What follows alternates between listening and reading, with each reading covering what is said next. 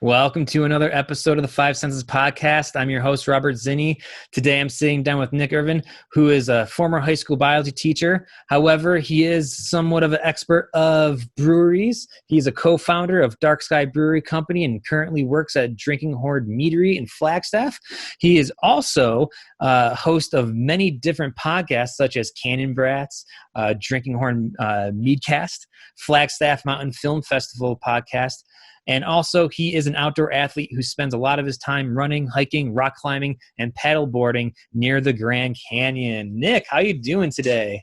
Ooh, I'm doing great, especially after that introduction. That makes me sound way more of a rock star than I am. That's awesome. Well, I think you are, in my eyes, a rock star because I really like outdoor adventures, and I met you once through a mutual friend, and it just seems like you have built your life around outdoor adventures, especially after listening to your podcast, Canyon Brats. Yeah, it's a huge part of my life. As soon as I moved out west from the East Coast, born and raised in Oklahoma, but spent a lot of time in New Jersey living there.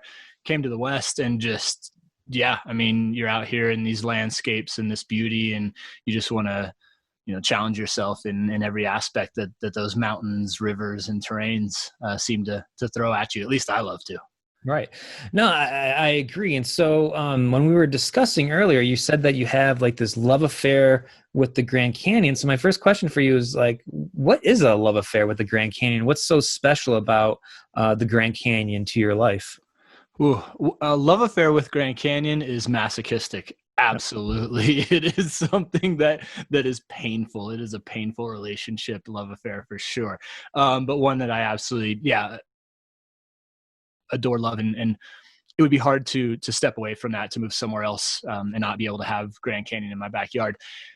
I think I could write maybe a whole book about why that is. But to break it down, it is the fact that Grand Canyon doesn't care about you one bit, and it will remind you of that fact every single time you go out there and try to backpack or rock climb in there, do a summit, do a run, anything you decide to do in the canyon will remind you of its majesty for sure. And I think at the time there's pain, there's discomfort, but when you get home and you look back at the maps, which are in a couple places on different walls around me, and you look and you just remember that challenge and that time and that toughness that she brings.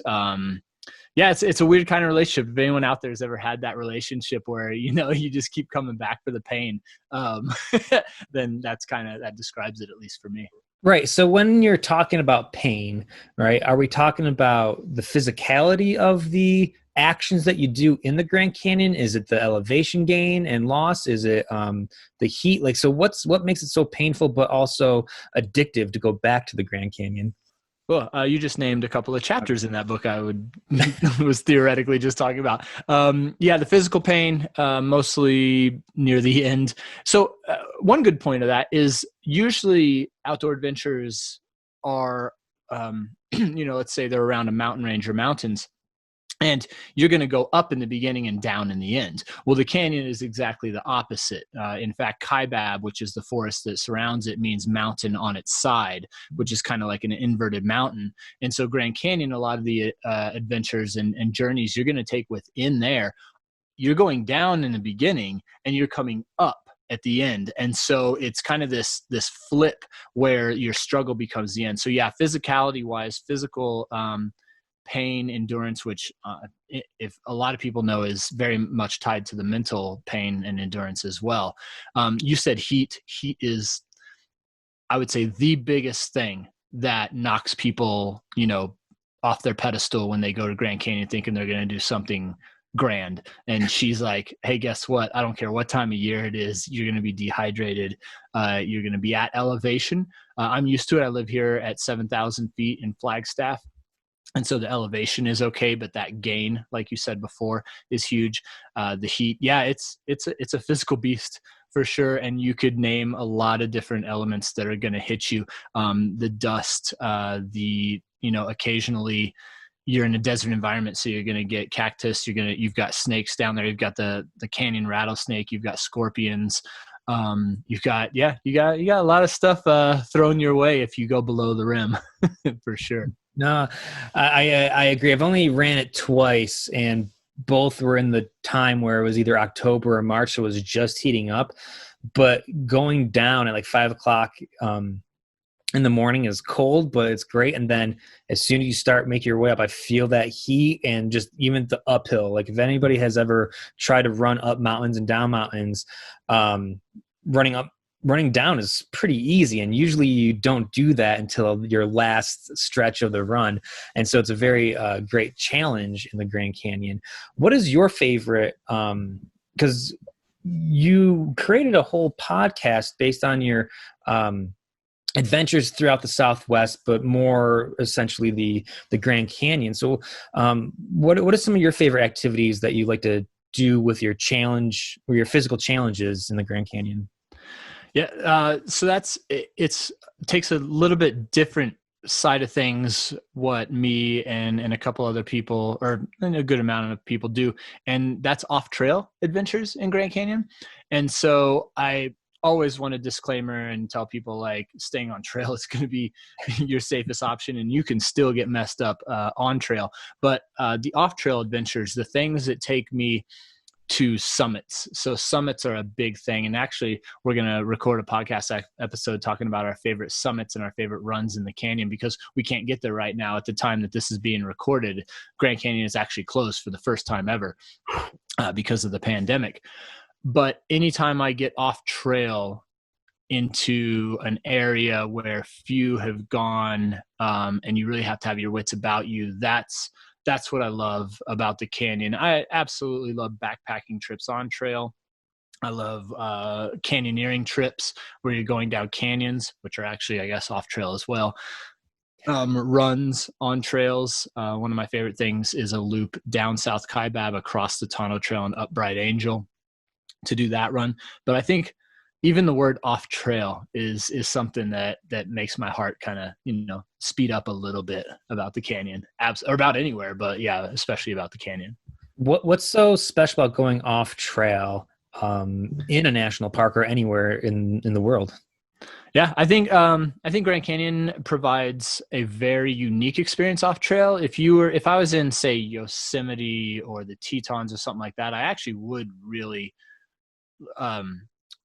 prefer to stay on trail. I think those areas need to be protected, and I think all areas need to be protected. But there's something about that environment of Grand Canyon, because it's so much rock and durable surface, that I feel responsible and okay if I do it in a responsible way getting off trail. But that's a great question. What is it about off trail? I don't know what that says about me. If it says like I like to teeter on the edge of not being okay and not knowing where I'm at. But I think that's where, the word adventure, people use that a lot because you go off on ventures, right? An adventure means you're adding to that venture. So a lot of times it's not expected. It's an addition, adventure, an addition to that venture that you're not ready to you weren't expecting necessarily. And so I think that's what really kind of gets those endorphins going. And when I'm off trail and scrambling up the Supai layer, or like finding my way up a notch in the red wall, and having to do things besides just one foot after the other, that's my love affair with off trail. If that makes any sense at all. It's very hard to kind of put into words. It's more of a feeling of being out there and a wildness and a challenge out there on the off trail.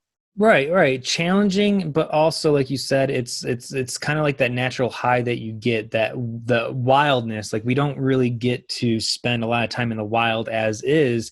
And I agree with you. Like, I feel more comfortable doing my trail runs on there, but occasionally we'll go off trail, and those are some of the best challenges, if you will, because there is not really a nice trail. So you have to find your way up or down right there. And then it's those obstacles that I really hate, like going through the brush, or, last week I was running and we were going to a creek. And so my friend went over the log and I went on the log, but then it like broke like halfway. And Oh so no. my feet went into like, it was only like to my ankles, but I was like, damn, all right, whatever. So let's talk about physical challenges, because what I get as like an outdoor athlete is a lot of the questions like, why would you go and run 13 miles uphill? Why would you drive all the way to like maybe the Hualapai Mountains and, camp late at night, wake up at 5 o'clock in the morning? And, what I tell people is that this is like my jam. This is like what gets me going, makes me motivated. I can't explain it like you can't explain what you do in the Grand Canyon. So what is your motivation behind the physical challenges and also just the physicality of what you want to do? Because like you said, you do a lot: backpack, scramble, rock climb, running, which we'll get into a little bit. But what is your motivation behind challenging yourself through physicality? Like when I was small and blah, blah, like you go way back probably with this one.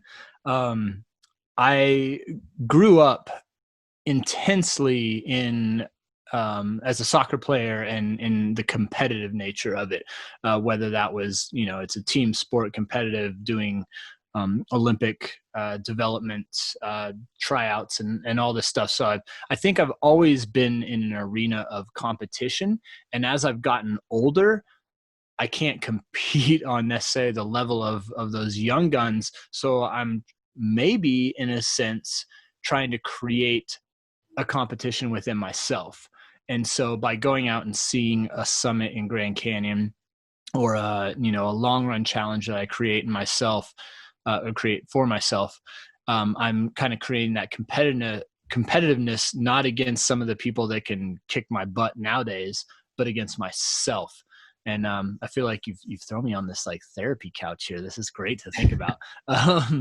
And so I think my motivation has gone from the competition against others to the competition of myself as I've gotten older. And I still enjoy that challenge. And I still enjoy, at the end of the day, I'm not the best at, any one thing, but I like to go back and feel like, hey, I did a great job on that. And I think, I can be proud of myself for accomplishing and overcoming something that I may not have wanted to or thought was possible before. So I think my motivation is really self-competitiveness, Okay.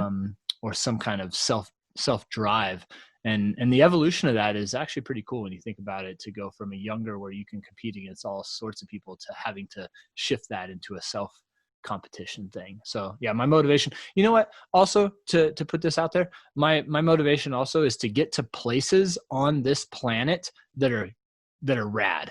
Like there are some times that you can get to this spot only through, scrambling and taking like 3 days of backpacking and supplying yourself with your own energy and food and water and all this and hardship. But you get to that spot and you're like, this is a rad place on earth. Like this is in the canyoneering, like just this weekend going into these canyons and these slots, and you look around and you're expecting like little like Jim Henson puppets to pop out and stuff. It's like these wild, amazing places that you can only get to if you challenge yourself on. So that's another motivation, is the beautiful and unique places on this planet. There are so many cool places, especially in Grand Canyon. I hate to talk about Grand Canyon so much, but It's your backyard. You probably know that hopefully by the palm of your hand or the back of the hand, right? A little bit of both, left side of the palm and the right side of the back. Yeah. Okay. So I want to ask you about, how do you formulate and create these challenges for yourself? Yeah. They come from all directions. I think a lot of them come from relationships of people that I have. Me and you have a mutual friend who has been a big part of my life since high school, and he has been such a huge part of creating some of these challenges for me. And so Carrie, my girlfriend right now, she pushes me to the point of like, it scares me. She is a badass or a kick butt person, if you have to edit that out. I don't know.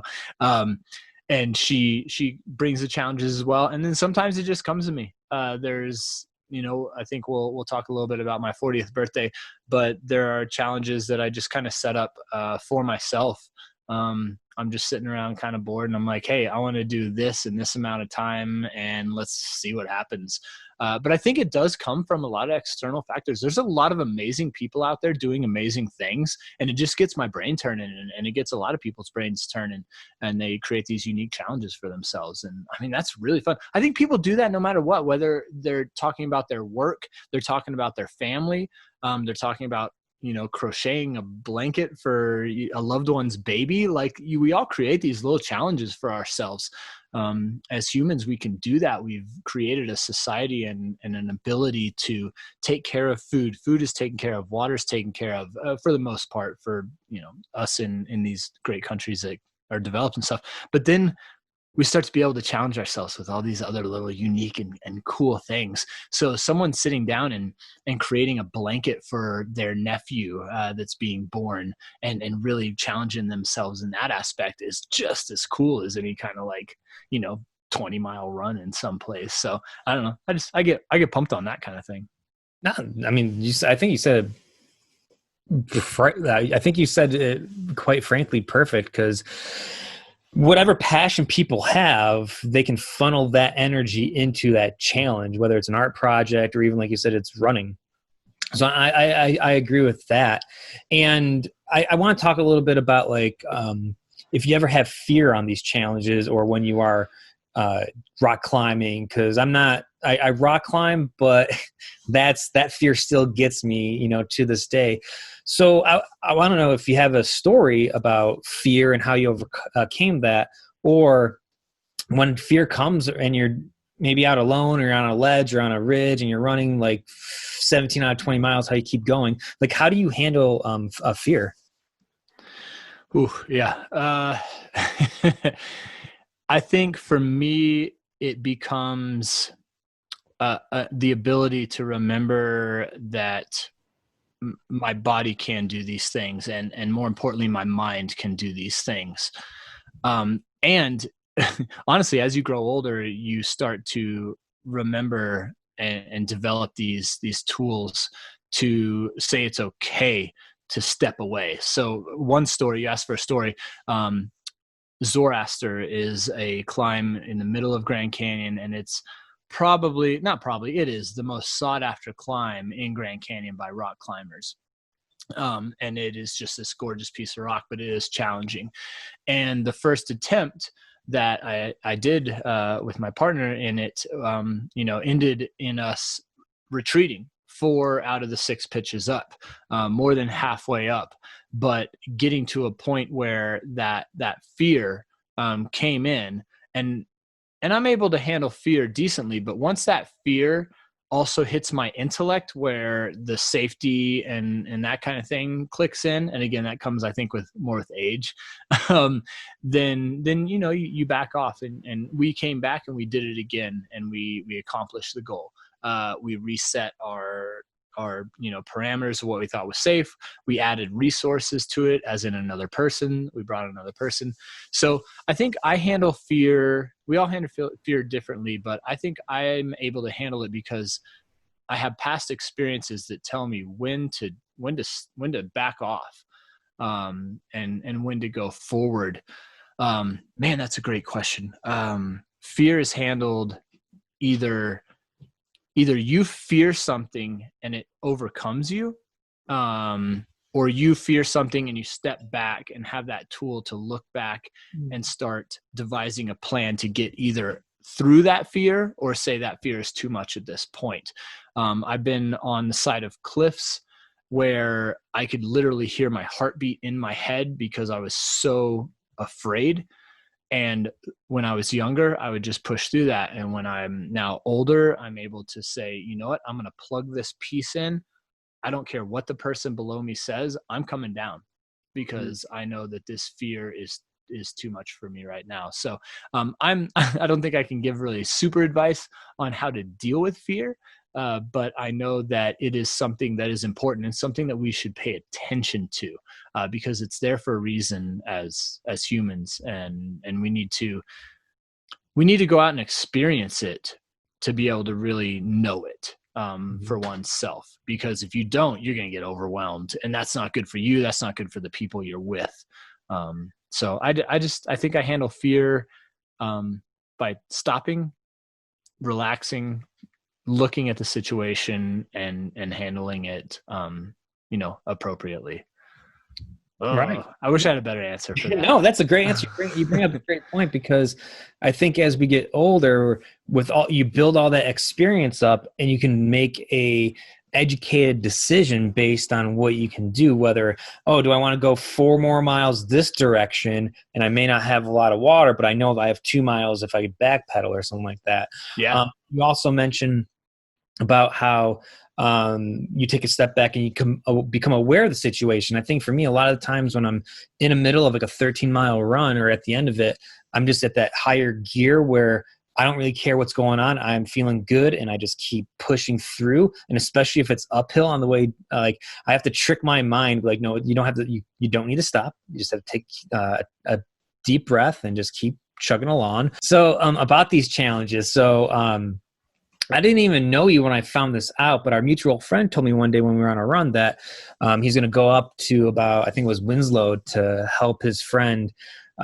do this 40, or I'm going to outdate you. But for your 40th birthday, you did some, just a really amazing, and I think it's a tribute to you as a person that you allowed yourself to do this for your 40th birthday. So I just want to know, like, the full story about your physical challenge for your 40th birthday. Like, what did you do?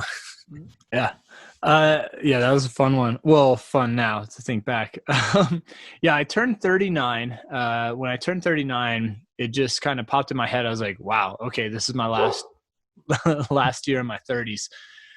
And as I do, I wanted to create some kind of exuberant, over the top kind of thing. Like, I'm going to challenge myself. And so I decided, in the middle of a run, I used to do this run all the time it's basically kind of parallel to Snowball Road here in Flagstaff, but it's this uphill run. I get halfway up and my mind starts churning about what to do for my 40th birthday. And I start plugging in numbers, and I'm like, okay, 40, like let's use that number. And I do rock climb and I do run. And so it just kind of went in my head. I was like, okay, what can I do with that number? Maybe I'll do 40 this, 40 that. And I started thinking about it. I'm like, okay, what if I do, if I run 40 miles for my 40th birthday? And I was like, well, I've already done a couple 50Ks, which are about 32 miles or so. Like that's not that big of a deal. What if I incorporate climbing into it? Okay, so what if I do 40 rock climbs and then run 40 miles? And so that started, then I was like, ooh, okay, that's going to be a big day. I was like, okay, what's another 40 I could do? And originally, I had set out to do 40 rock climbs. And just to explain to the audience, a rock climb is like a rope, not a rope length, but like it's called a pitch. Mm-hmm. And so basically you choose a rock climb, which can be anywhere from, 30 feet to 200 feet. And so I was going to do 40 of those, and then run 40 miles after that. And my third thing, I was going to call it the 40-40-40. I was set to try to raise enough money to save 40 puppies from a shelter. Okay. And I got a little ways into that, and I hadn't raised any money. I'm terrible at fundraising. It's awful. And someday I should try to do that again. Maybe on my 50th birthday, I'll raise enough money to save 50 puppies. There's a good chance. But I had also thought that I could do that in 40 hours. Oh, okay. So eventually, my now girlfriend, Carrie, said 40 hours, that's pretty weak. Like, I think that was the exact text, was like, that's pretty weak. She said, you could do that in 24 hours. Oh boy. Oh crap. Okay. All right. That's a good deal right there. Yeah. So I turned it into the 40 rock climbs and the 40 miles, or switched out 40 miles and then 40 rock climbs in 24 hours.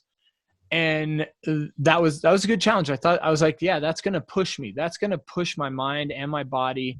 And honestly, when you're 39 reaching 40, you start to think about what shape you're in. and your physical abilities and such. And I thought, hey, this is going to give me an excuse to get into really good shape anyway.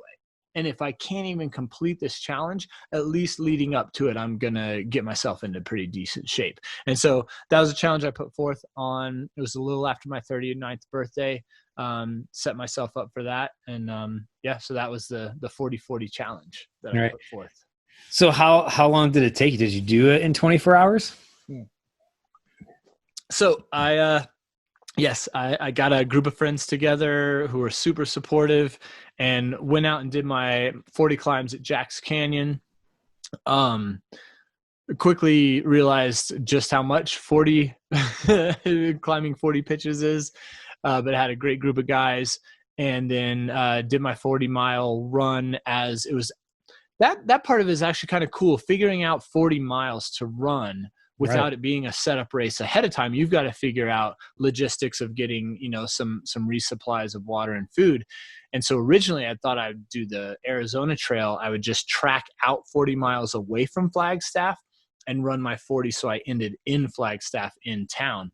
But then Mark Thurston, one of my good friends who was a ridiculous runner back in the day and still is at his age,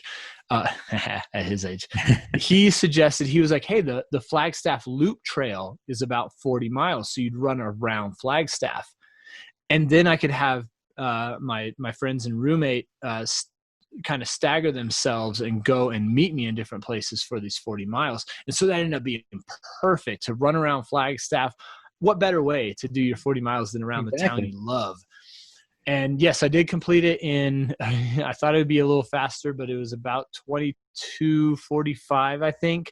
Okay. So it was creeping close. I had some knee issues halfway through the run that crept up, and some stomach issues as well. I was an idiot. I've never taken salt tablets before, but I was like, hey, this is the time when you should take salt tablets. Don't ever change your strategy up right beforehand. So I took some salt tablets and I had some horrible stomach issues. But yeah, I completed my 40 climbs and my 40 miles in less than 24 hours. I ended at the brewery at Dark Sky Brewing Company with a couple of amazing people who had helped me through the way. And we cheersed, and yeah, I'm going to remember that sitting there on my deathbed. I'm going to be like, that was rad. That was fun because of the people I ran with. Right. Well, that's why I said it was a tribute, because you invited people along on this adventure, this crazy adventure, to celebrate your life. But like you're saying, to celebrate life, you need other people. And like, that's just a beautiful story. And to me, it's very inspirational that you were able to challenge yourself, make the time that you wanted to, but then also invite people on this crazy journey. Yeah, man, that was awesome what you just said there. You these journeys have to be with other people to be special. That's unbelievably true. Right. Yeah. I mean, you can try to do life on your own, but it's really like the difference between a solo run and running with 2 or 3 people. Like, it's a lot. Just for me, it keeps me motivated. It keeps me awake, where I can just kind of sleep through my solo runs, not really pay attention, not really get my internal dialogue going. Yeah. So with that accomplishment, Nick, did you learn anything new about yourself, or did you discover anything else about yourself? Yeah, absolutely. I did. I think it was hard to take the attaboys that I got especially from my climber buddies, because some of the people that were belaying me that were with me on these climbs are like hardcore, amazing climbers. And so some of the, I could never do that, and the confidence that built. And then also near the end, I got to say, I was with one friend and then her friend as well. And I'm running my last maybe 6 or 7 miles, and I feel terrible. My knees hurting, I'm hobbling. I just feel like crud. But supposedly, and they kept saying it, I have a smile on my face and I look great. And so I think the lesson I learned, it may be a weird lesson, but that my positivity is still there. And that was a great life lesson that even as suffrage is occurring, people think of me as a positive person.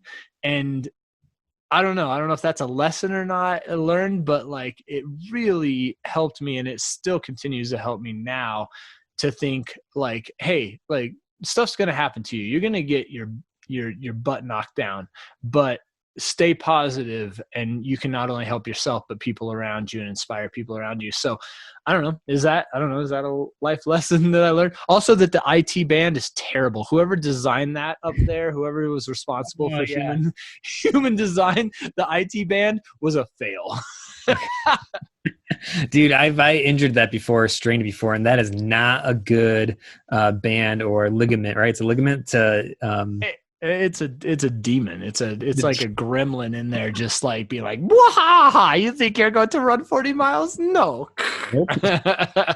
It can derail your dreams of running in a heartbeat. I remember I couldn't run for actually, here's a funny story. So the first time I ran down the Grand Canyon, it was only like 3 miles. To train, we ran Spruce Mountain, continuously here in Prescott. That's a good one. Yeah. And so like a week before, I kind of stumbled on the top of it. So like right before you get to the lookout at Spruce Mountain, there's all these just like loose rocks all over the place. And I was doing pretty good, and I kind of stumbled, and I feel like I tore it. And then it sucked. My first actual physical challenge.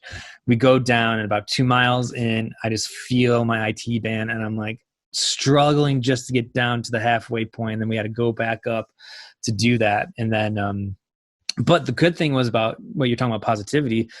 That was the first experience I ever had when I was running, because as you're going up in the Grand Canyon, people are encouraging you to finish it. And that was my first experience, that people were encouraging me just to finish strong.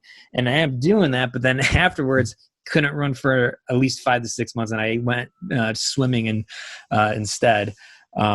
So yeah, I mean, that's, I agree. Yeah. Yeah, I was right there with you. It was probably about 6 months of recovery from that. Yeah, no joke at all. And you saying Spruce Mountain, this is a Prescott based podcast. I do want to say I've had a love affair with Prescott since I moved to Arizona. Keep calling him mutual friend. He's not on social media. He doesn't like his name out there at all. But we'll say our mutual friend. I went to high school with in New Jersey, and he moved to Prescott in 99, 90. I think it was somewhere in 99. And yeah, I absolutely adore Prescott. And you talking about Spruce Mountain, that's a good one to train on. Yeah, the other side of the Bradshaws and all, that whole area is glorious. So I just want to say what up to Prescott. I love Prescott. Yeah, I call it the biscuit, by the way. Biscuit, yes. I've heard that before. Well, sometime you should come down and we can run together here. Or I haven't really ran a lot in Flagstaff. I've ran Humphreys a couple times, Eldon a few times. Kendricks was one of the, we did this in the fall time, and that was probably one of the biggest challenges going up for some reason for me. And then if you ever get a chance, I don't know if you ever ran in the Hualapai, but going up to whatever the tallest peak is, I think it's called Hayden Peak or Hualapai Peak.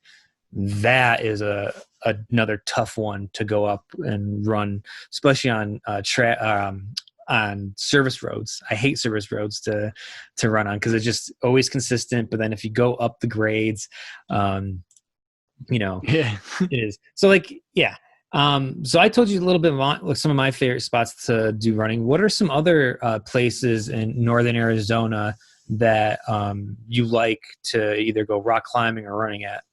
Oh yeah. There are none. I don't want to talk about any places here. They're full of rattlesnakes. Like there's actually cobras and these mountain lions that are genetically engineered like tigers. So just stay away from here. Just go do your thing somewhere else. No, let's see. So Flagstaff specific, like around my area? Around your area, I would say anywhere from Prescott to the borders of the states. Yeah. So it's really cool in the area if you're in Flagstaff or Prescott. I mean, anywhere on the top side of the Mogollon Rim, because you can then drop down to Sedona in the wintertime and get that warmth. And then in the heat, it is tough no matter where you are. Even at 7,000 feet, the heat can get you here in northern Arizona.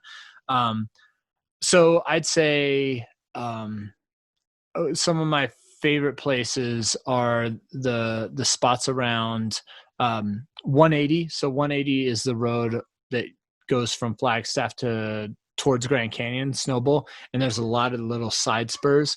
So if you can kind of find one of those side forest roads and then just either run the forest roads or some of the spur trails that aren't even named sometimes off of there. And then dropping down, I've been really enjoying lately the area around Stoneman Lake, which is just kind of slightly off the rim as you start to go down there. Um, ooh, man, I wasn't prepared for naming names on this.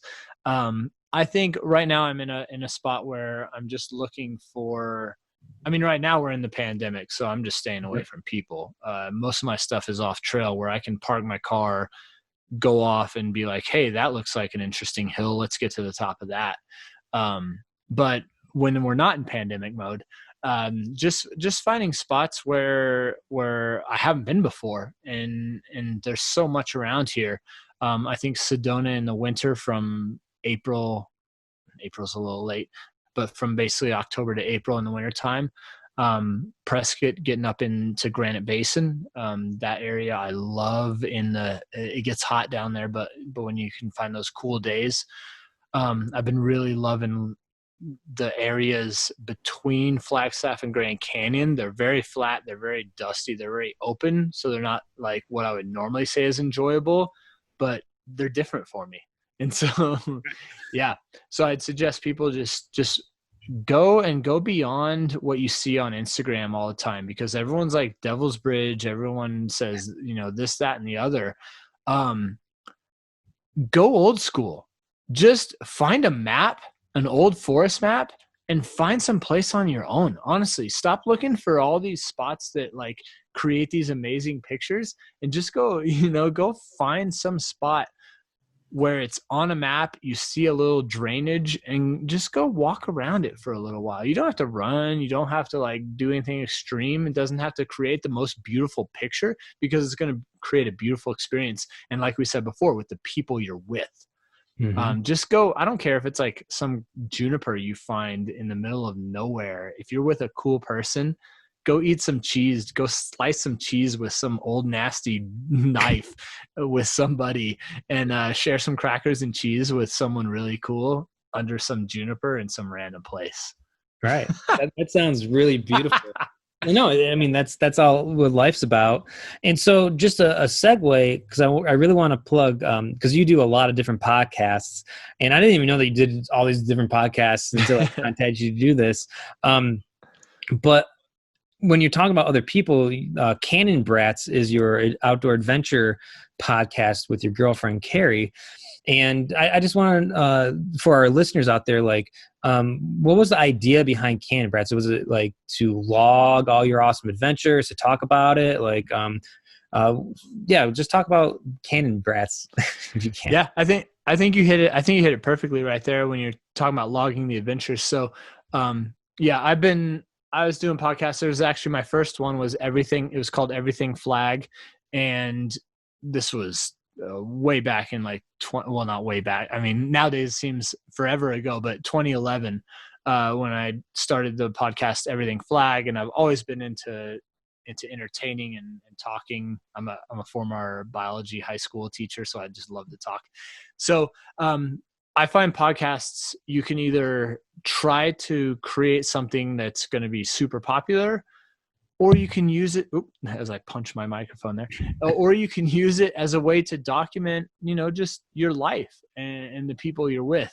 And so I think there's a huge wide variety. And Canyon Brat started as me and Carrie just being like, we have this love affair for the canyon. We have so many cool adventures. Let's just document it. Let's just sit and talk about our fun times. And if other people listen and they think it's cool, that's great. And we'll include them in and bring them in. But mostly it was just to document our journey in all these little facets. And at the end of the day, or the end of the years, as you're sitting back and you can listen back on that as you're, like sipping your soup as an old person, petting your, cat or dog, and like talking about the old days. If you can sit there and listen to these times that you had, that's an amazing thing. That's such a cool thing that we have the ability to do these days. And so that's really how it started. But then now, fairly recently, we're starting to see a little bit of traction with there are people out there, there are canyon brats out there who love the canyon and want to protect the canyon and want to know all these little intricate details about the canyon. So we're starting to kind of grow a community. And our latest episode was about uranium mining in the canyon. And so we don't like to get super political about it, but we also like to protect the things we love.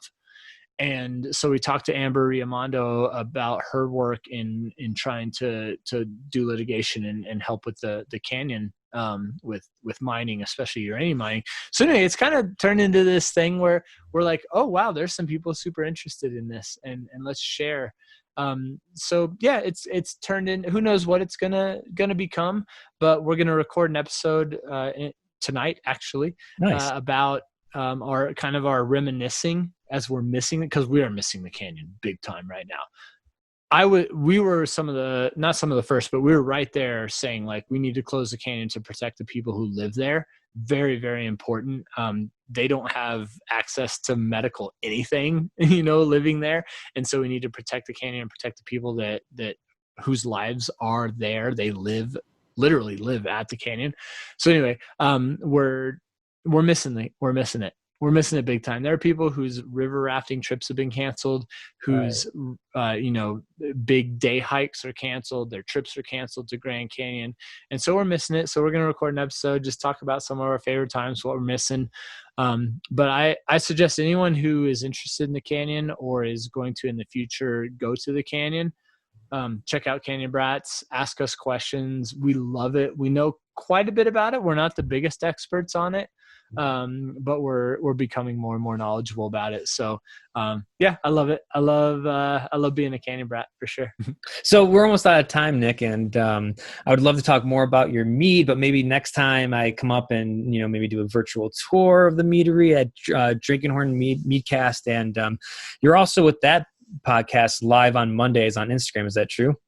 Yeah, absolutely. This is something I'm actually having a blast with. Yeah, Monday Night Mead. So I just kind of created this live Instagram feed or show where we bring on other meaderies and talk about mead. I'm super stoked about mead. I won't get into it, but like bees and honey and this alcohol beverage with fermented honey is really, really piquing my interest right now. So Drinking Horn Meadcast you can check out, or on Monday night, come on to Drinking Horn's feed and just hang out. I'll bring you on for a conversation. Thank you for tuning into the 5enses podcast. I'm your host, Robert Zinni. Thank you, Nick. And we'll make sure we have all of your podcasts and the meadery in our description below. And for more information about 5enses, check us out at 5ensesmag.com. Like us on Facebook, Twitter, and Instagram. And until next time, this is Robert Zinni signing off.